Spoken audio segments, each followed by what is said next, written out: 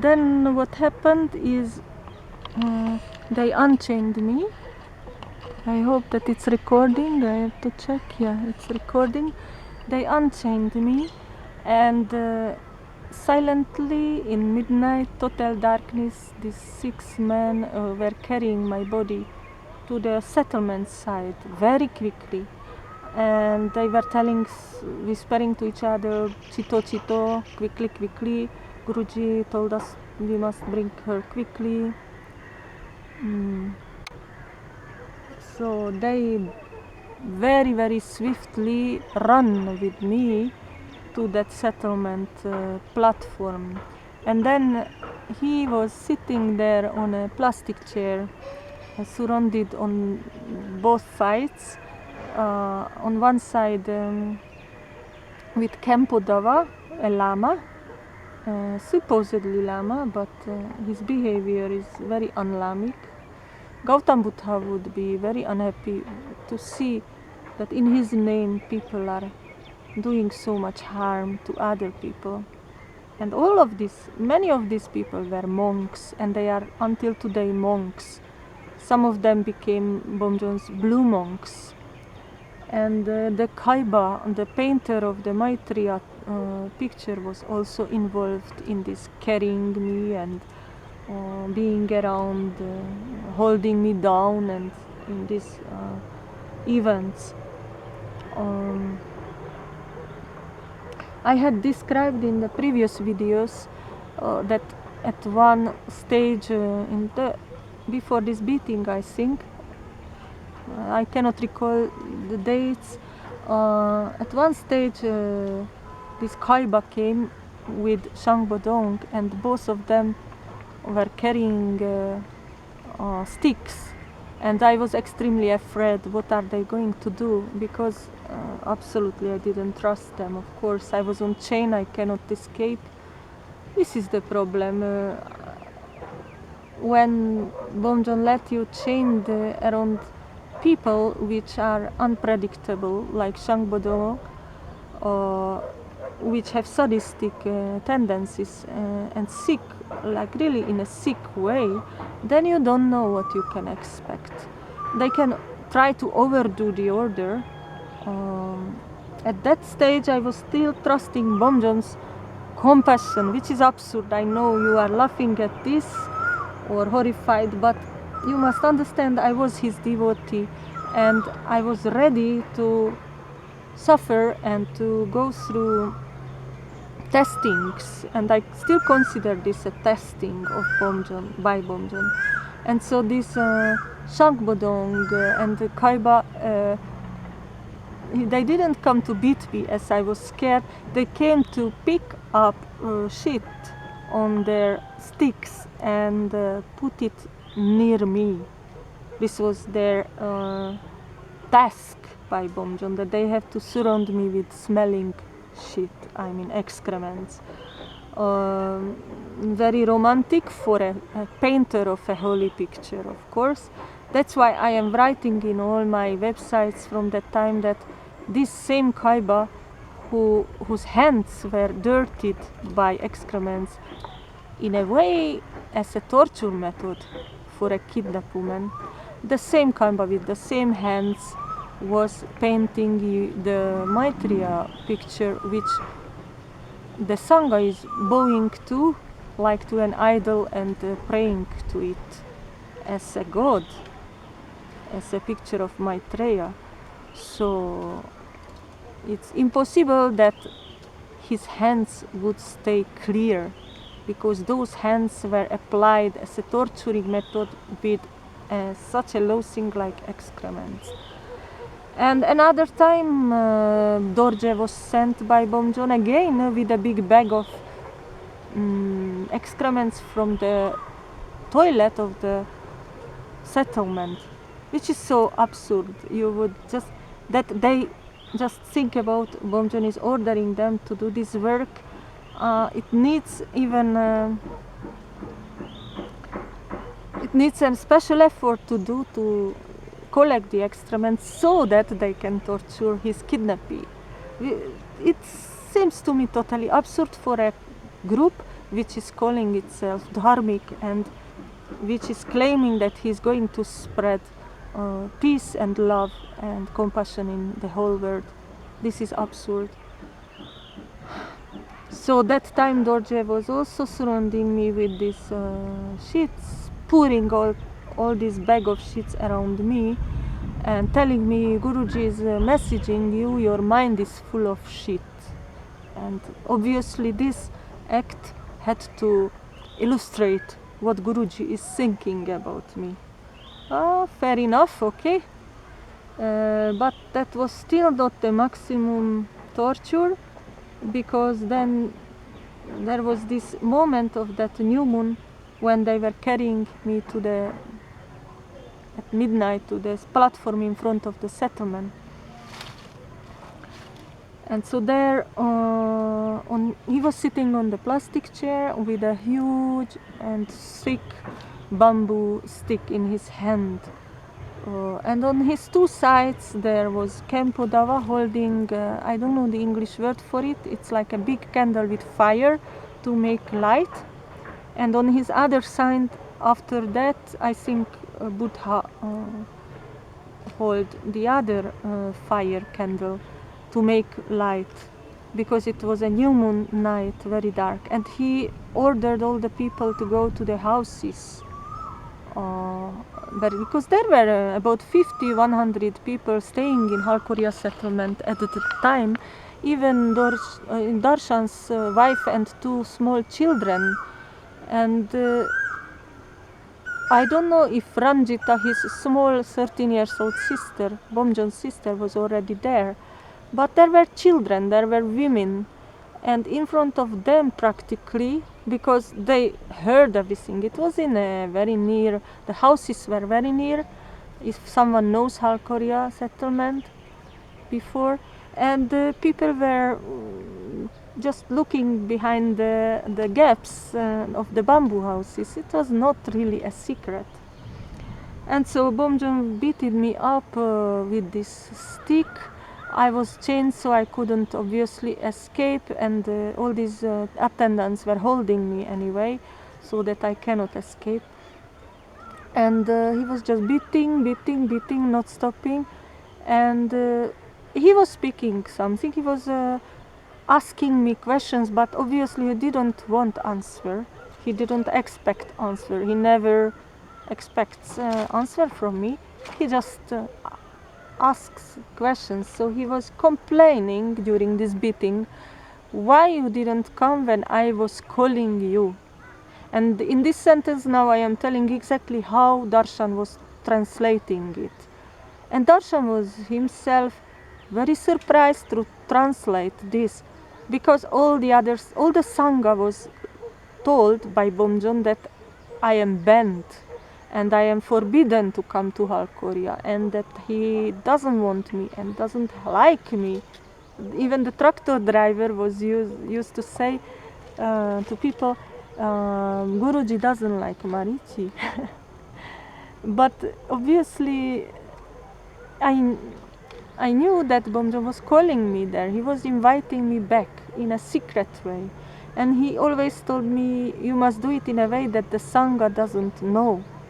So he was doing something behind the back of his nearest Sangha.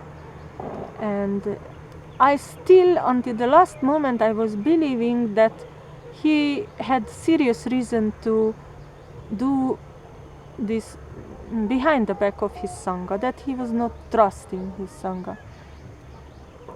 And I believe that, yes, I have to keep it as a secret. So, yes,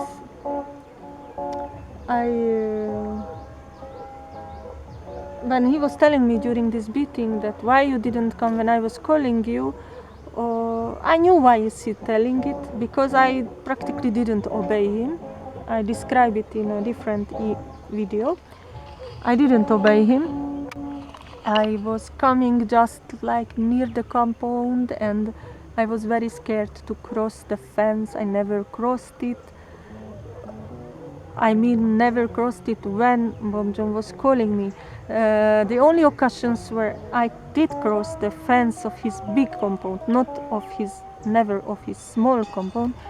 It was when I saw big fire there and I came to extinguish, or when their dog was lost and I brought back the dog. So the reasons when I crossed the France were always altruistic reasons and never to disturb him. And he was spreading this lie about me to his Sangha, that Marici is a disturber and she's coming here every time and disturbs my meditation. And I was shocked. I didn't understand, because he was inviting me there. I would never dare to come if he did not invite me. He was calling all year 2011. And so at this moment, when I was already in his captivity, he kind of revenged me that I didn't come. At least it looked like that. He was beating me and complaining, why you didn't come. And when it seemed like I cannot manage to bear this pain, of physical pain of being beaten by him, at that moment I just cried out, Kina, Guruji Kina, ke mero pap? Oh, why are you beating me? What is my sin? And he told me love, like greed and things which I believe that many people have. Like I had at the time, I liked to eat good food and I liked to eat chocolate. But come on, all his Sangha was eating 5 times a day luxurious food. Khenpo was indulging in biscuits, and all these Tamang ladies bringing their sweets and biscuits. They were enjoying themselves. Why he doesn't beat everyone then? I had some greed, but not extreme. I like good food, that's it. But it's not a reason to torture and nearly kill someone, obviously. So I don't agree with that. He told me good love, that I have free will. That was my sin. But I never allow anymore to give away my free will. For a certain period, until I was a chela of Bomjon, I gave up my free will. But you see where it leads. Where does it lead? When you give up your free will, you become a prey of hellish beings. So never again I give up my free will. Even if he complained that this was the reason he captured me and beated me. And the third thing he told me during this beating still, that Brahm, which means illusion. And yes, I can agree with this single one, because I was living in an illusion that Bomjon is a divine guru and he's a Buddha. But now I already know that I was pulled by my nose, and that was really an illusion which deserved me to get a slap. But sorry, illusion which breaks my hand, an illusion which causes that I am sexually assaulted. Many people live in illusion again. Why he tortures me only?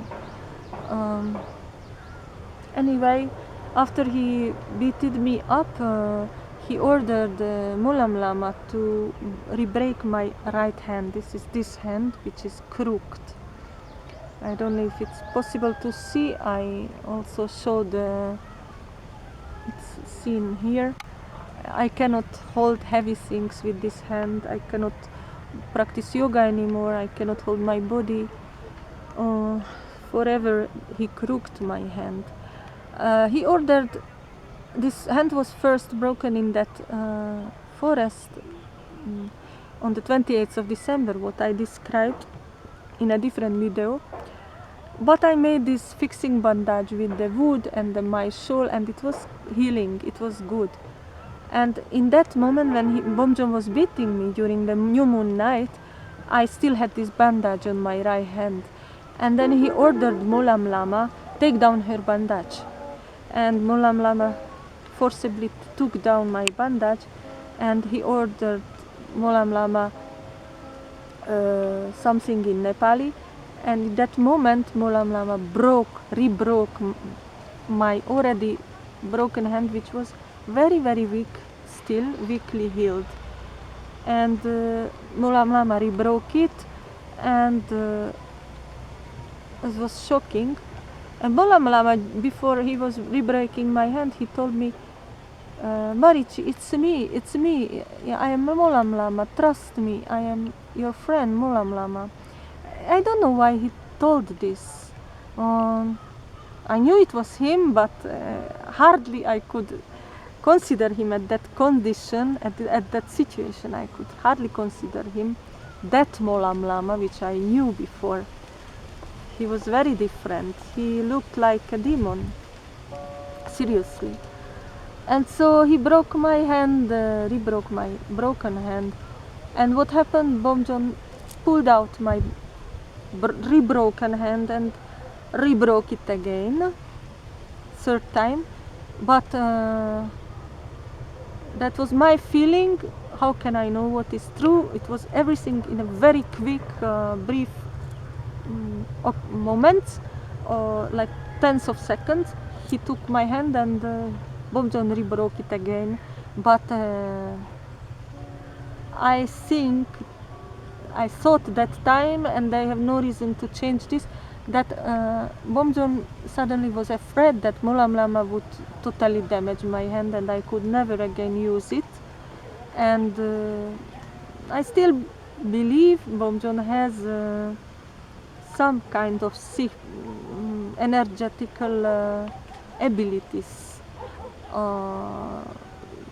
He did meditate for some time at least, and he's not an usual everyday person.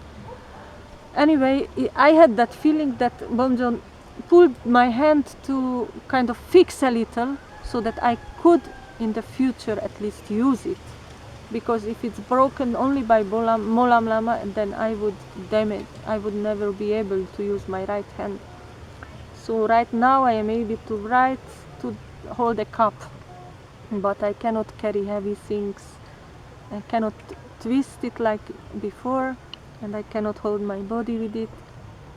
And that was not enough. Bomjon re-broke by his own hands, re-broke my right hand, and the few seconds after he broke my left hand.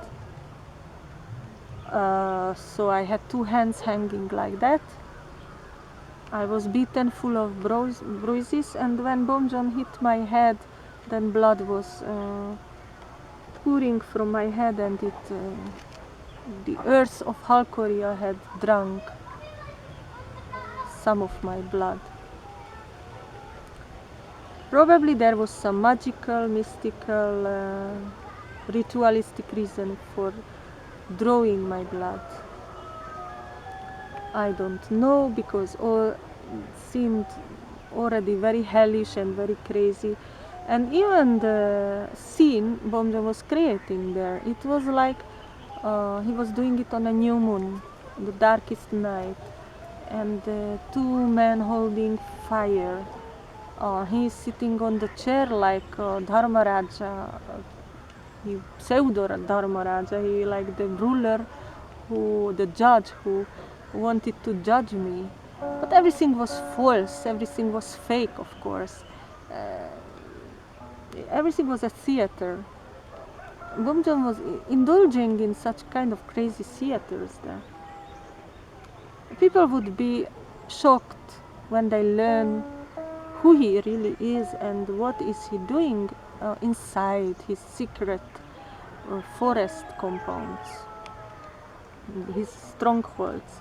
And there are these people who are carrying his secrets, and probably they will carry these secrets to their grave, because they have no way out anymore. Like Dorje and Darshan, they know too much.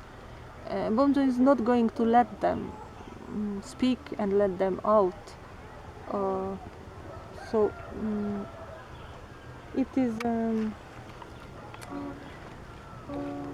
it is such a situation that when you get there inside, then you think that this is really hell on earth. And so at that time he beated me until these wounds bleeding, and then in an absurd way, which I heard that is his habit when he beats up people, he told Darshan, bring her to the kitchen, call on the Tamang ladies from the villages, they have to heat up water and they have to clean her wounds. So it was very strange. I don't say that I cared at that condition about anything they did with me, because I was already apathic. It was obvious that I lost all my hope for a human behavior, and even the way they were cleaning my wounds were causing more pain than I had. I don't understand even that thing, but okay, they put some Dettol on my wounds, probably. I don't have explanation for that. After they cleaned my wounds with these two hanging hands, which were obviously not treated, and no one ever did help me to make fixing bandage of my broken two hands. In this condition they brought me back to that same place. Dorje again chained me to that same tree, and so that was it. It took me very long to somehow get out from these terrible pains, and so it felt like he wanted to beat out all protest from me, or demoralize me.